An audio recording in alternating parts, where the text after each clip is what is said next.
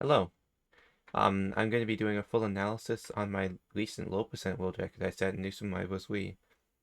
I'm just going to be showing the video and just showing how the strategies work and what kind of things were going through my head. Let's go. Here we go. So, Usually four. start the line right here. Obviously, going into any attempt, you can't expect anything. And I was just kind of like going in, just doing more runs. I'd actually just gotten a PB of 2602 a couple runs ago. So I did not expect to get anything more going tonight. I was just doing more attempts because that one barely missed record, I think. With the schedule, when I go to bed at like 12, So wake up at like I 7. went for Goomba Boost there I by feel like sliding I down the slope can. and jumping off, It's which can overall save quite a bit better of for time. But I ended up both missing it in VCing this with run. people and It getting doesn't work save that done much though. before the It afternoon makes starts. 458 ending possible, but it's not really necessary whatsoever. Like I feel like I miss a lot of VC. I'm going to be skipping most of the cutscenes in this video, Next week just so that it's more I'm not gonna brief. be on throughout the afternoon, so except Monday. I'm not working. So we're heading into And I'm 1-2 fully now. VCing like all day Monday. Uh, I'll be VCing and in 1-2, a bit later in the day. I'm just sliding down as many slopes as possible. It's kind of Rotating the funny because platforms. goes to bed. I jump over all the checkpoints because they make you Big Mario. 4 hours earlier than me. So you can't just So they're like gonna be going to bed go. after me, despite me. You have to do a slight turn back there in order to go under the piranha and then triple jump over the piranha. So that's what I'm doing there.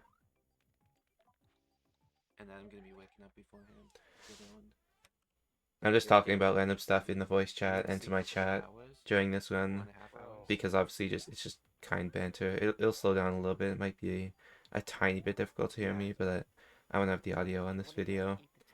1-3 is once again pretty straightforward. I usually like because I'm a person who We grab the shell here because it's the fastest one to grab. You don't need to slow down very much at all. I usually get like 7, but I did turn left here so that I don't run the shell into the piranha. I actually slept in today. And then I do the shell jump right here. Yeah, 7 is. It's not that difficult to do. People really overstate it, but Yoshi's not allowed in this category, so you have to do it. Yeah. And obviously everything's just pretty normal. I mashed through this Toad cutscene, enter the cannon. We don't really need to look at that.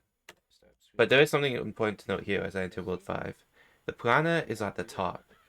So what that means is that I can actually skip the piranha by dying intentionally once in 5-1, which saves 7 seconds over having to run into the piranha. Which actually my PV I just set ran into the piranha because it got the impossible luck. There's a 1 in 3 chance you're guaranteed to skip the piranha, a 1 in 3 chance that you're guaranteed to hit the piranha, and a 1 in 3 chance that you have a 50% chance to hit or miss the piranha. But if you have the 50% chance and you try and skip the piranha, if you hit it, you lose way more time since you die in 5-1 and then hit the piranha. 5-1 is once again pretty straightforward. You can twirl on these vines, making them quite a bit faster.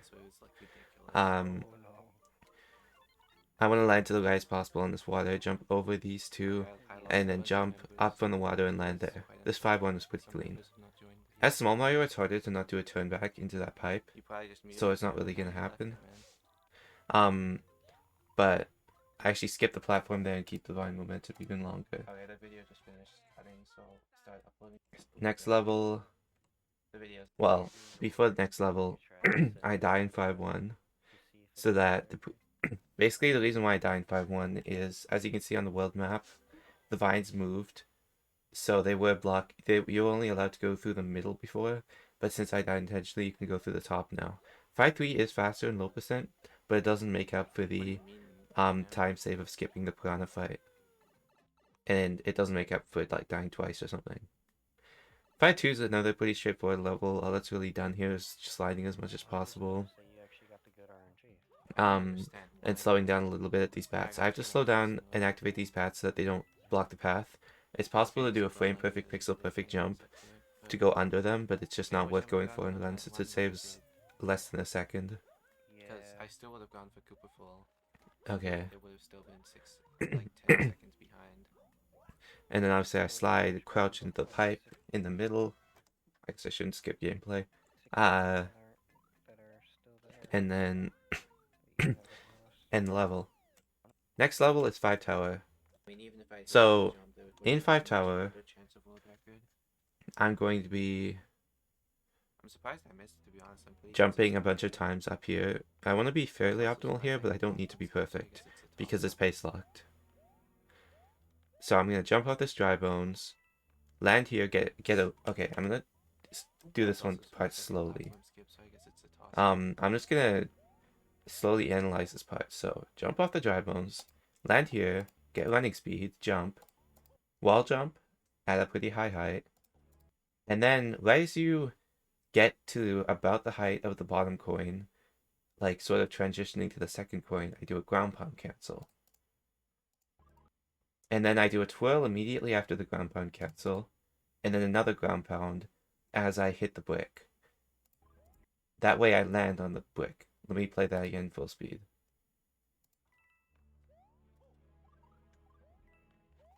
I lost a lot of runs to that trick. It's actually really hard, but I made it. I actually only barely made it. Next, I'm going to grab this spring, stand here, and run to the left, jump up here as optimally as possible. If I do this good, I get 546, but I messed up. I jumped slightly early. This lost about 10 seconds, but my PB actually got a 518 door, and this one's about to get a 532 door. So it's still a lot faster than my PB. 532 still. However, 546 is possible, and you can save a lot of time. That's one of the bigger time saves over this world record. Yeah. If we end the PB with 546. Okay, so something to note here, if you're an any percent runner, I mean, in low percent you don't need to do it. Don't need to wait or do a turn back because you can just twirl over the magic. Since it was discovered after my last PB. So there's no need for I that. could have possibly gotten it into my correct one, which I didn't. Obviously, this is just gonna be a normal Iggy fight, much like any percent. You just kind of jump him optimally. Remember, he's gonna get up. You want to go right twice, both times, so that Iggy dies quicker. Next, it's 5-4. This level is probably the most difficult level in the run. You could see split incrementers on my splits, and this is my 133rd run to 5-4 since my 2630 about 2 weeks ago. I'd only gotten 7 runs out of 5-4 at this point. Okay. The reason for this is a trick called Cooperful or Bombful. Basically, they're a way to skip the ending of the left by just jumping off bombs or Koopas. You jump off Koopas and bombs for Kooperful, which saves Kooperful saves 10 seconds over Bombful, but Bombful still saves 22 seconds. The previous world record by Pidgey did Bombless instead of this, which saves a little bit less, but I don't opt for Bombful. I mean Bombless. Now, it's worth noting that the methods I use on the raft are very specific and telegraphed, so that each of the bars in the music very specifically make it as easy as possible to clear the enemies, and never reach 5 on the raft. This would be about the time I went to the right if I were going for Kooperful, but I'm not because this run's actually pretty good. If I had missed 532 in 5 tower or missed Piranhaless, I would have gone for Kooperful, but I didn't, so... This run, I'm just going for Bombful right here. So, I'll play this back in after, but there it is. No shot. So, first, you do a double off the edge, and then triple. Do a turn back in midair. Twirl right there, if you heard the twirl sound. Jump off the bomb. And then sometimes you have to wall jump twice on the conveyor if you don't make it high enough, but this one I did make it high enough cleanly. And then, this is the hardest part. So when the bomb appears, or if you wall jump when the bomb is kind of low, you want to do a very specifically heighted jump. I really can't explain it that well, since it's really just a feel thing. Like, there's no visual cue other than the bomb to telegraph it. But I jump, and bonk a very specific amount, and right as I stop bonking, right as I I'm done bonking, I twirl.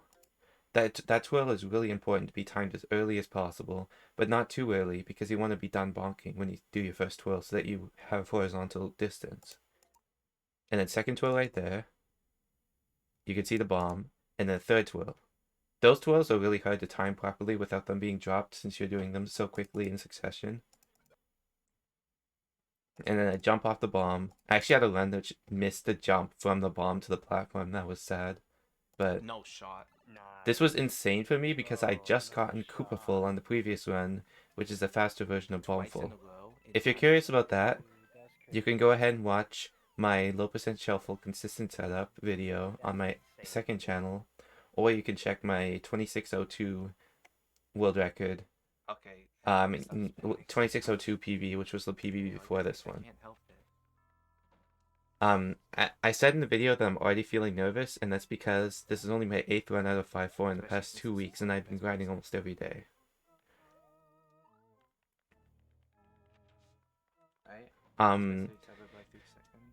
So, and this was obviously 2 in a row out of 5-4. It's actually insane.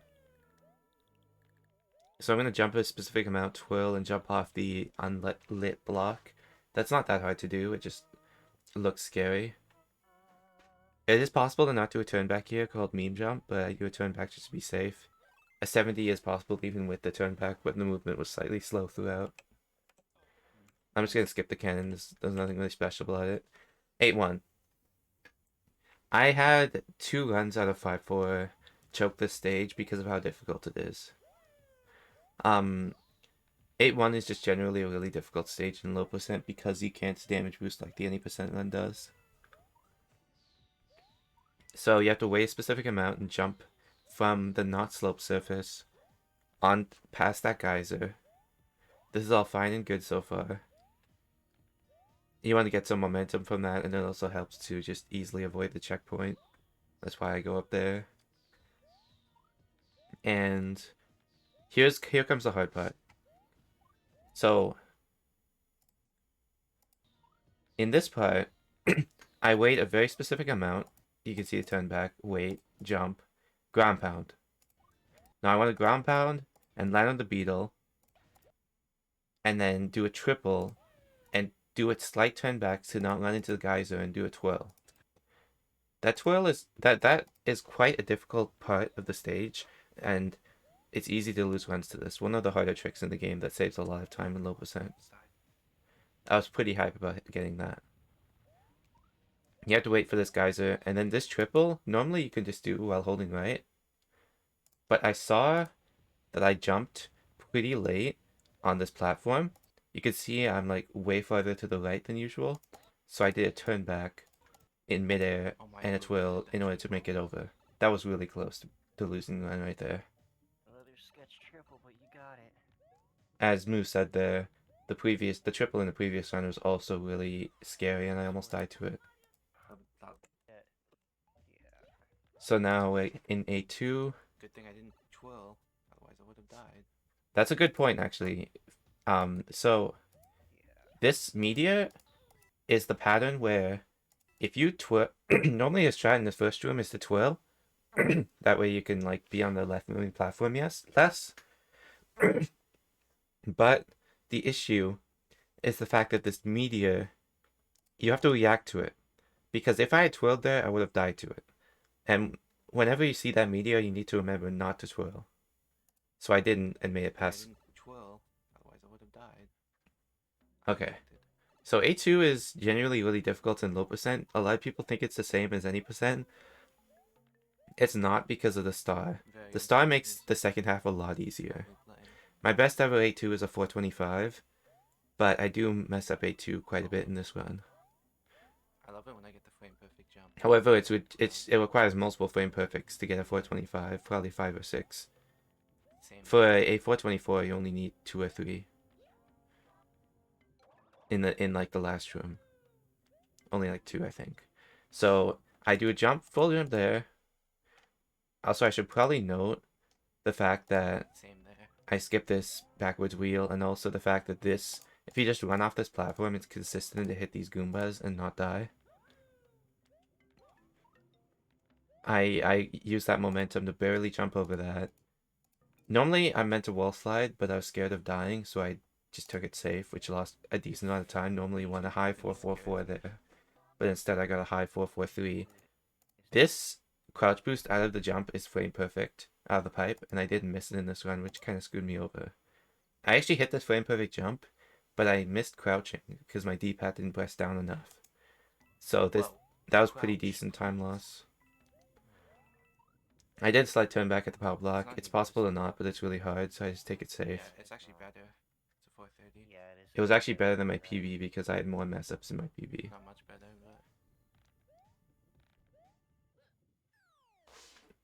but So 8-7 is pretty self-explanatory, but I'll still go through it. Because although it's similar to any percent, it's not exactly the same. You just kind of wait on the platform. I wasn't gonna be risky and mess around because I didn't want to die. no, But- it's no out on the left when I'm on good pace. I'm gonna explain Muffin Triple. So Muffin Triple is a trick found by Gasping Muffin. This Where feeling is fine. Instead of doing wall jumps at this first section, you do a triple jump, which is faster. As you can see, the triple jump looks a lot faster Whenever than I'm big, Mario, I wall get jumping. all It is by these 0.4. ones. It's scary. As I said, it's scary. For good reason. In the lava geysers are really scary when you're small, because normally you have big Mario on Like, I this almost level never in take any damage percent. there, even when I'm playing Most of the competitive rest of this is Mario, pretty it's similar, but I'll just explain my visual cues. like, once I took damage there, like in any percent. Once I get past this one geyser, I do a ground pound. I actually went a bit late there. Normally I jump a little bit earlier, but it still ended up being a 415. 415 is possible, even grabbing the mushroom. That's like the scariest part of 8-7. And also, I do a pipe kick there, but I actually jump over the checkpoint just to make sure. You don't need to dodge star coins, but I decided to dodge the star coins in 8-7 just because it's low percent and it kind of fits.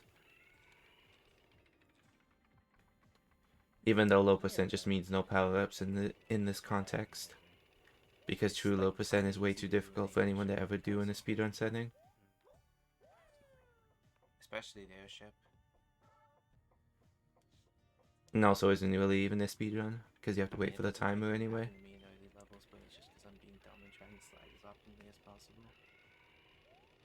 Yeah. So, the end of 8-7, once the one coaster crosses over right here with a slight amount, I jump off of it, and usually I'm able to get a pretty optimal jump. I mean, So, immediately playing in 4x3 aspect ratio makes this cutscene 2 seconds faster, because the airship loads earlier. That's just something to note, that's why I'm playing in 4x3. play dumb. So I spin, I guess I skipped a bit of the gameplay there, I'll go back. Yeah. 8 airship is pretty difficult in low percent, but it's not the worst in the world. I spin it just enough so that both the Mecha Koopas fall, so that's safe. You can spin it a lot less, but it's much more risky and doesn't save that much. So I do a crouch to make sure I get a triple jump onto that cannonball, and then Mario just casually walking for some reason. I don't know why Mario does that on this object, but just does.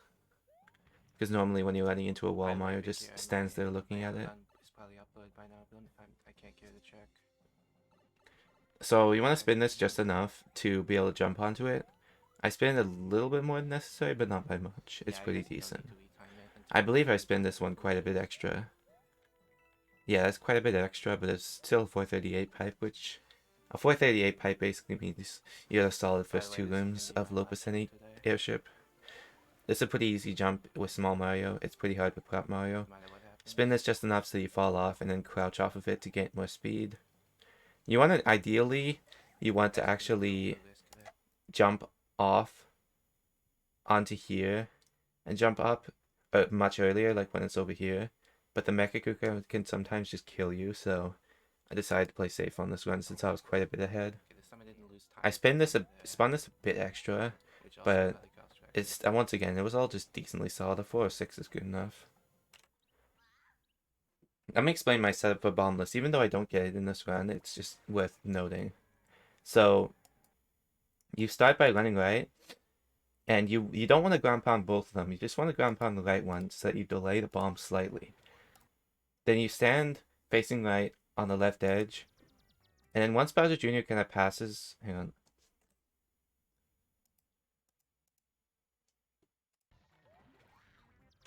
So once Bowser Jr. kind of passes this little object right here, like that, I start running to the right. And then I line up my doubles and triple to the point where I bonk just slightly before wall jumping.